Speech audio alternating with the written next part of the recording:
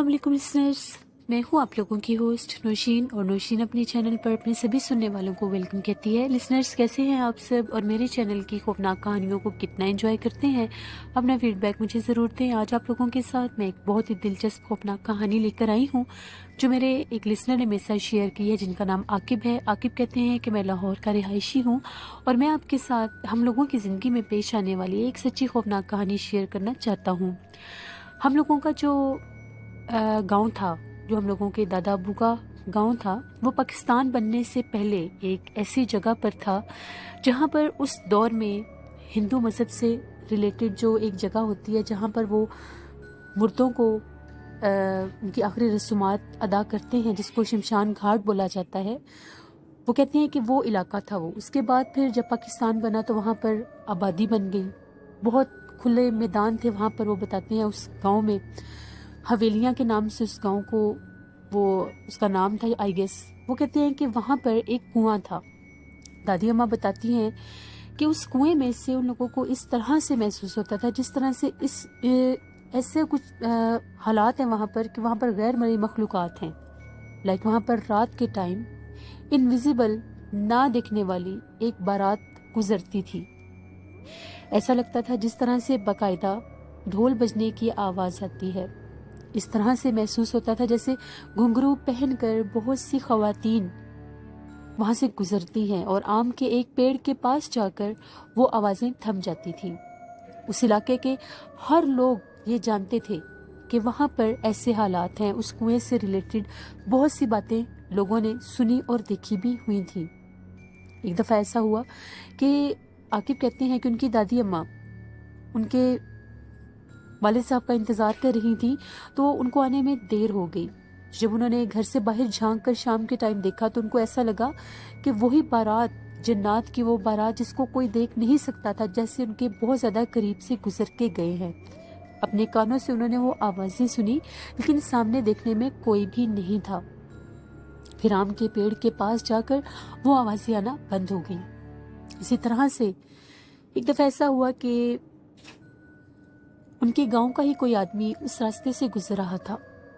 जिस तरह से रात का टाइम होता है तो लोगों को अपने काम काज करने में देर हो जाती है, तो वो वापस आ रहा था तो उसने इतनी रात को वहाँ पर एक बकरी को देखा। उसके ज़हन में ये ख्याल आया कि हो सकता है आबादी के किसी घर की ये बकरी हो, तो इसको अपने साइकिल पर बिठा कर अपने साथ ले जाता हूँ। उसने उस बकरी को अपने साइकिल की बैक साइड पर बिठा लिया और साइकिल चलाने लग गया। थोड़ी ही देर के बाद उसका साइकिल बहुत ज़्यादा भारी हो गया। उसे ऐसा लगा कि जिस तरह से बहुत ज़्यादा हैवी कोई चीज़ उसके साइकिल पर बैठी है। जब उसने पलट कर देखा तो वो जो बकरी थी, उसका आधा धड़ जो था वो बिल्कुल वहीं पर था और उसकी जो अगली दो टांगें थी वो उस साइकिल के बैक साइड पर थी। उसने वहीं पर वो साइकिल फेंका और तेज़ी से भागने लग गया। जो ही वो तेज़ी से भागा, वो जो बकरी थी उसने एक भयानक चुड़ैल का हुलिया इख्तियार कर लिया। उस आदमी के हाथ में एक जो टूल होता है जिसके साथ लोग अपना चारा काटते हैं, उसका नेम मुझे नहीं प्रोनाउंस करना आता, दांतरी आई गेस उसको कहते हैं, वो थी उसके हाथ में। तो वो उसको बार बार कह रही थी कि इसको फेंक दो, मैं तुम्हें कुछ नहीं कहूँगी। लिसनर्स, मैंने अक्सर जगहों पर यह बात सुनी है, गैर मर्ई मखलूक़ात लोहे से बहुत ज़्यादा डरती हैं। रात के टाइम अगर किसी ऐसी जगह से आप लोगों को गुजरना भी हो तो अपने हाथ में कोई ऐसी चीज़ रखा करें जो लोहे की हो, उससे भी गैर मर्ई मखलूक़ात डरते हैं। इसलिए वो अपनी जान बचाता, गिरता पड़ता, भागता हुआ अपने घर तक पहुंचा और काफ़ी दिन वो बीमार भी रहा और बेहोश भी रहा, क्योंकि उसने अपनी आंखों से उस भयानक चीज़ को देख लिया था। इसी तरह से वो कहते हैं वो जो मखसूस कुआं था जिसके बारे में ऐसी बातें मशहूर थी, उसके ऊपर भी आने वाले वक्तों में एक घर तामीर हो गया और वो घर भी इनके अपने ही जानने वालों का था। ये कहते हैं कि हम लोग बहुत छोटी एज में ही थे तो हम लोग लाहौर शिफ्ट हो गए, लेकिन फिर भी हम लोग वेकेशंस पर अपने गांव जाया करते थे। वो जो कुआं था जिसके ऊपर वो घर बना था, वो इनके अपने ही रिलेटिव्स थे या इन लोगों के अपने ही वो घर थे जिन्होंने उस कुएं का एरिया भी अपने घर में शामिल कर लिया। एक दफ़ा ऐसा हुआ कि वो बताते हैं कि हमारी अम्मी जो थी, वो सर्दियों का मौसम था तो एक दरख्त के नीचे उसी सहन में चारपाई बिछाकर लेटी हुई थी, तो उनको एकदम से ऐसा महसूस हुआ कि उनके जिस्म के ऊपर कोई भारी सा जिस तरह से बोझ पड़ता है। अगर गैर मरी मखलूक़ात किसी जगह पर हों तो वो इंसान के जिस्म पर बहुत ज़्यादा बोझ डालती हैं, बर्डन डालती हैं कि इंसान को अपना गला घुटता हुआ महसूस होता है। उनकी अम्मी फ़ौरन डर के अंदर आ गई और सबको मना किया कि उस दरख्त के पास जाके चारपाई बिछाकर मत लेटना। वो कहते हैं कि हम लोगों का घर काफ़ी बड़ा था, मेरे पेरेंट्स को शौक था कि हम लोगों का जो आबाई घर है वो काफ़ी बड़ा हो। 7 से 8 किनाल के एरिया की जगह पर उन लोगों ने वो घर बनवा लिए थे और वहाँ पर उन बहुत ज़्यादा ट्री हुआ करते थे जो उन लोगों ने बाद में कटवा दिए। वो बताते हैं वहाँ पर एक पुराना पीपल का दरख्त भी था, उसको भी जब कटवाया था तो बहुत सी प्रॉब्लम्स आई थी।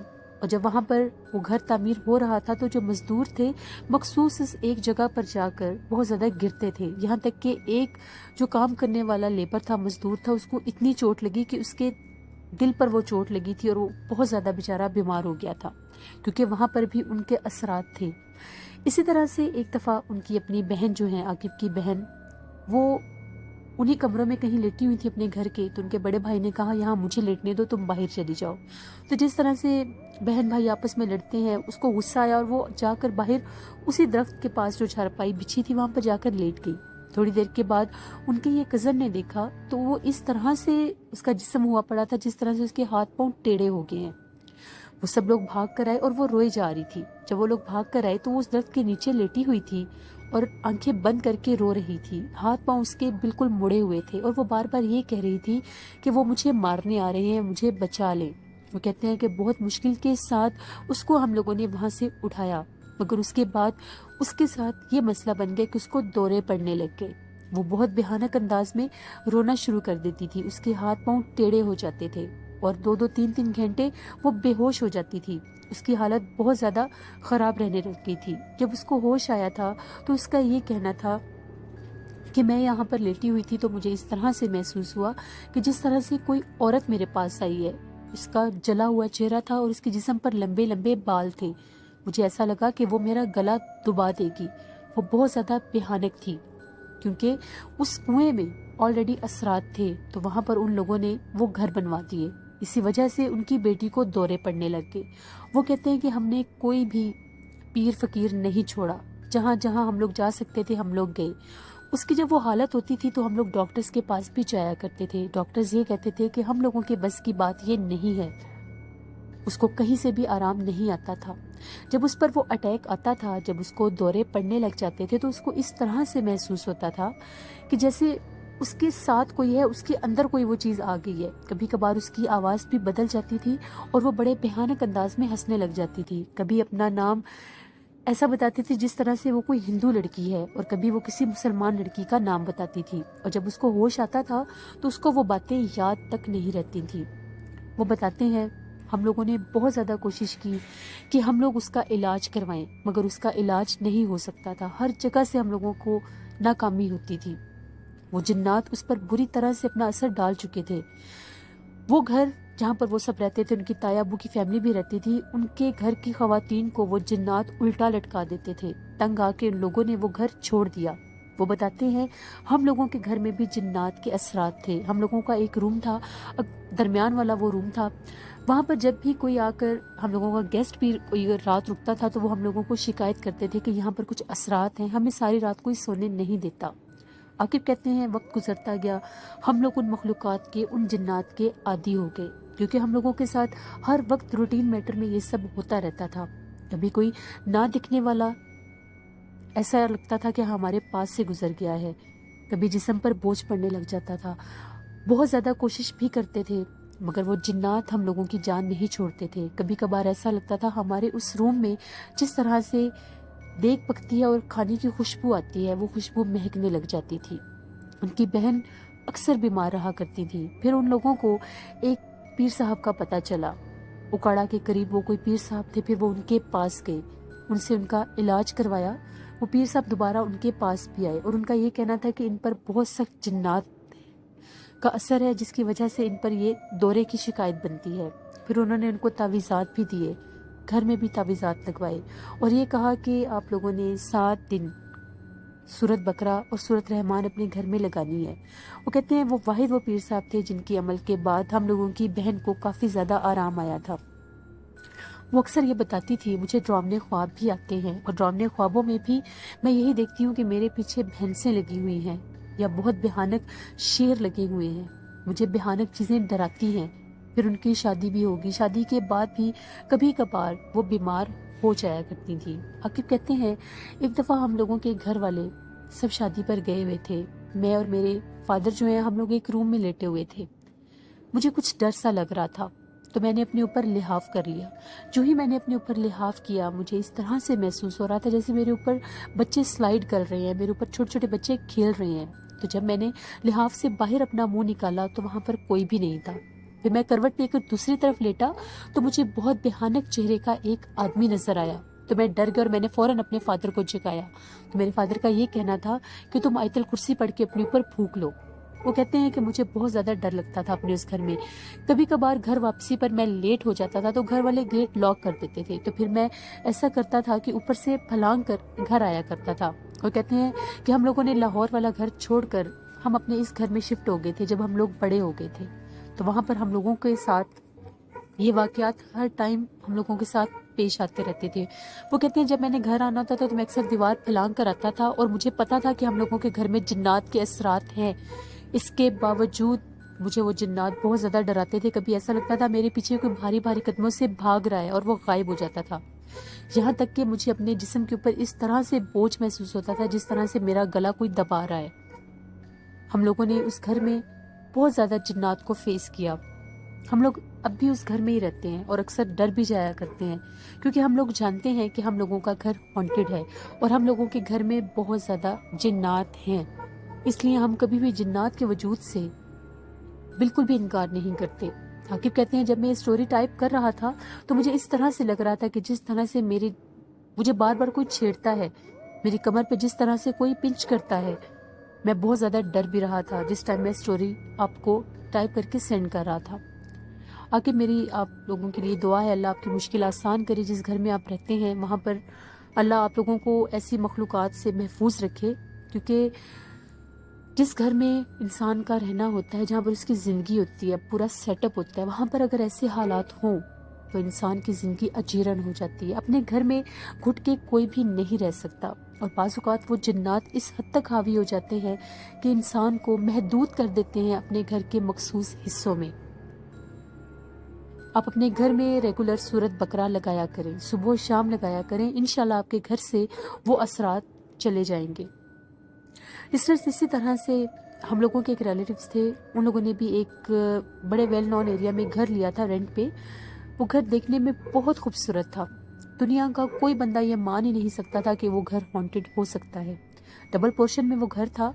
उन लोगों के अक्सर जो लोगों की अपनी रेजिडेंस थी वो सेकंड फ्लोर पर ही थी। नीचे वाला जो एरिया था, जो उनका मेन फ्लोर था, उसको उन्होंने डेकोरेट किया हुआ था। कभी जैसे कोई गेस्ट आ जाते हैं, उनका जो ऊपर वाला रूम था जहाँ पर वो सब सोया करते थे, उनके साथ भी सेम यही प्रॉब्लम होती थी। उन लोगों के एक हॉल रूम था, सेंटर में वॉशरूम था और फिर उससे आगे एक रूम था। वो एक वॉशरूम 2 रूम्स को अटैच होता था। अगर आप उन दोनों रूम्स के वॉशरूम का दरवाज़ा खोल देते थे तो आप आसानी से एक रूम से दूसरे रूम में जा सकते थे। वो बताती हैं कि अक्सर जब हम लोग वहाँ पर दोपहर के टाइम भी सोते थे तो इस तरह से महसूस होता था कि कोई बहुत ज़्यादा भारी वेट आपके सर पर आकर बिल्कुल माथे के दरमियान किसी ने कोई बहुत भारी वेट रख दिया है। चाहकर भी गले से आवाज़ नहीं निकलती थी। फिर अपने आप को बचाने के लिए जब हिम्मत करके वो आयतल कुर्सी पढ़ना शुरू करते थे तो एकदम से वो बोझ जिस्म से हट जाता था। उनकी एक बेटी थी, वो उस रूम में लेटी हुई थी। एक हॉल रूम था, एक उन लोगों का जो नेक्स्ट रूम था जिसके साथ वही अटैच वॉशरूम लगता था।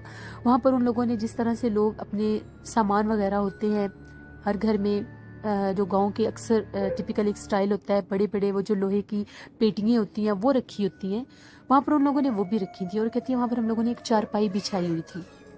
तो वो कहते हैं वहाँ पर हम लोगों ने एक चारपाई बिछाई हुई थी, कभी उस पर बिस्तर रख देते थे या कभी कभार अगर किसी ने लेटना होता था तो वहाँ पर लेट भी जाते थे।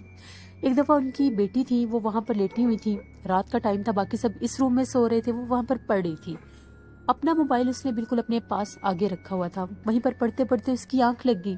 اس نے یہ دیکھا کہ اس روم کا دروازہ باہر کی طرف سے کھول کے اس کی چھوٹی سسٹر روم میں آئی ہے. جس طرح سے انسان غنودگی میں ہوتا ہے، وہ دیکھ رہا ہوتا ہے لیکن دل نہیں چاہ رہا ہوتا کہ وہ آگے سے کسی کو رسپونڈ کرے یا بولے. اس کی سسٹر اس کے پاس آ کر بیٹھی اور وہ موبائل اٹھا کر اس نے پیچھے اس ایک پیٹی کے اوپر رکھ دیا اور اس کے چہرے پر ہاتھ پھیرنے لگی. اسے یہ چیز بڑی عجیب لگی کہ میری بہن میرے چہرے پر اس طرح سے ہاتھ کیوں پھیر رہی ہے. وہ کہتی ہے کہ جب میں نے آنکھیں کھولی تو وہاں پر نہ میری بہن تھی اور نہ ہی اس روم میں کوئی آیا تھا. اس روم کا دروازہ بھی بند تھا. جب میں موبائل دیکھنے لگی تو وہ موبائل پیٹی کے اوپر پڑا تھا، جبکہ جب میں لیٹی ہوئی تھی تو وہ موبائل بالکل میرے پاس پڑا تھا. میں ٹائم دیکھ کر ہی اس ٹائم لیٹی تھی. وہ بتاتی ہیں کہ ان کے اسی روم میں دوپہر کے ٹائم اکثر مخصوص ایک ٹائم ہوتا تھا. ایسا لگتا تھا کہ جس طرح سے اس روم میں سے کوئی پائل پہن کر ونڈو کے پاس جاتا ہے اور غائب ہو جاتا ہے. وہاں پر ایک ونڈو تھی جو پیچھے ایک پلاٹ کے ساتھ کھلتی تھی، یعنی وہاں پر بیک سائڈ پر ایک بہت بڑا ویران پلاٹ بھی تھا. شاید وہ جو مخلوق تھی اس کا وہ گزرگاہ تھا اور اس راستے میں ان لوگوں نے وہ گھر بنایا ہوا تھا. پھر وہ بتاتی ہیں اسی گھر کی بیک سائڈ پر ایک اور گھر تھا جو بہت عرصے سے خالی تھا. یہ لوگ نئے نئے وہاں پر شفٹ ہوئے تھے. ان لوگوں کو آئیڈیا نہیں تھا کہ وہاں پر کوئی رہتا ہے یا نہیں. وہ کہتی ہیں عید تھی تو ہم نے ہر گھر میں جس طرح سے میٹھا عید کے دن، جب عید کا دن ہوتا ہے تو ہم لوگوں کی یہ رسم ہے کہ سوئییں اور میٹھا بنا کر محلے کے ہر گھر میں دیا جاتا ہے عید کی خوشی میں. ان لوگوں نے اپنی میڈ کو بھیجا کہ جو بیک سائڈ پر گھر ہے گھر بھی جا کر. تو ان لوگوں کی میڈ جب اس مخصوص گھر میں میٹھا دینے گئی تو اس نے بیل بجائی تو اندر سے ایک عورت نے دروازہ کھولا. اس کا چہرہ بہت زیادہ عجیب سا تھا، بال بھی اس طرح سے بکھرے ہوئے تھے. اسے یہ لگا کہ میں بھی ابھی سو کے جاگی ہوں گی. اس نے ان کو وہ میٹھا دیا اور وہاں سے واپس آ گئی، کیونکہ اس عورت کا یہ کہنا تھا کہ تھوڑی دیر کے بعد آ کر آپ پلیٹس لے جانا. وہ واپس آ گئی. تقریباً 1 گھنٹے کے بعد وہ دوبارہ ان کے گھر سے جب پلیٹس لینے گئی تو انہی کے نیبر میں ایک اور عورت کھڑی تھی جو کہ شاید اس گھر کی رہنے والی تھی. جب یہ بیل دے رہی تھی تو انہوں نے اس سے پوچھا کہ آپ ادھر کس کو بیل دے رہی ہیں. اس عورت کا یہ کہنا تھا کہ میں ابھی ان کے گھر تھوڑی دیر پہلے سوئیاں دے کر گئی تھی تو میں ان سے وہ پلیٹس لینے آئی ہوں. جس پر ان کا یہ کہنا تھا کہ یہاں پر کوئی بھی نہیں رہتا، آپ کس کو سوئیاں دے کر گئی ہیں. اس نے کہا کہ ایسا ممکن ہی نہیں ہے، میں تھوڑی دیر پہلے یہاں پر آ کر سوئیاں دے کر گئی ہوں. اسی سلیے کی عورت نے دروازہ کھولا تھا. اس نے کہا کہ تمہیں میری بات پر یقین نہیں آ رہا، یہ ان لوگوں کا مین گیٹ ہے جس کو ان لوگوں نے اندر سے لاک کیا ہوا ہے، اور اس کا جو ڈرائنگ روم تھا جو باہر کی طرف ہی تھا وہاں پر ان لوگوں نے ایک اور تالا لگایا ہوا تھا، یعنی وہ گھر کافی عرصے سے بند تھا. وہ بہت زیادہ حیران ہوئی کہ پھر وہ پلیٹس کہاں گئی. وہ کہتی ہیں کہ آج تک نہ اس گھر میں کوئی آیا اور نہ ہی ان لوگوں کو واپس وہ پلیٹس ملی. اس حد تک وہاں پر ان 2 پلاٹس میں جہاں پر ایک وہ گھر تھا اور وہ گھر تھا وہاں پر جنات کا بسیرا تھا. لسنرز، ہمیشہ پلیز کوئی بھی گھر لینے سے پہلے ایک دفعہ وزٹ کیا کریں، اچھی طرح سے استخارہ کروا لیا کریں. کسی عالم حضرات کو، کسی امام صاحب کو لے جا کر ایک دفعہ دکھا دیا کریں. اس سے آپ لوگوں کے لیے بھی آسانی ہوگی. میری آپ سب کے لیے دعا ہے اللہ آپ سب کو، ہم سب کو ایسے بھیانک حملوں سے محفوظ رکھے.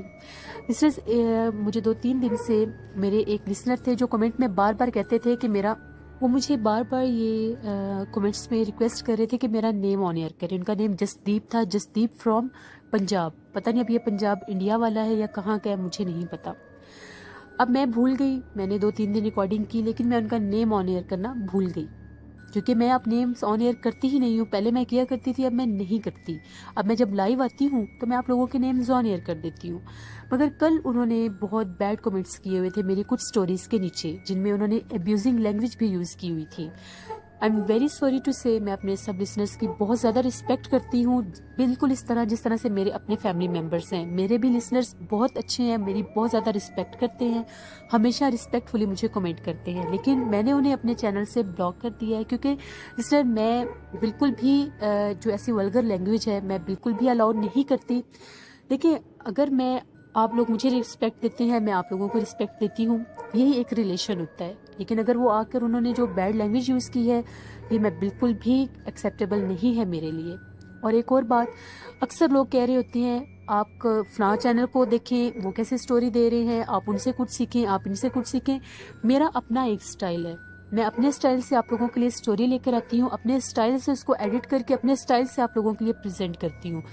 میرے جن لسنرز کو میری سٹوریز اچھی لگتی ہیں وہ میرا ضرور ساتھ دیں, مجھے سپورٹ کریں, اور جن کو اچھی نہیں لگتی میری ان سے ریکویسٹ ہے کہ پلیز وہ اپنا ٹائم ویسٹ مت کریں. ان کو جن چینلز کی سٹوریز اچھی لگتی ہیں وہ ان پر ہی فوکس کریں.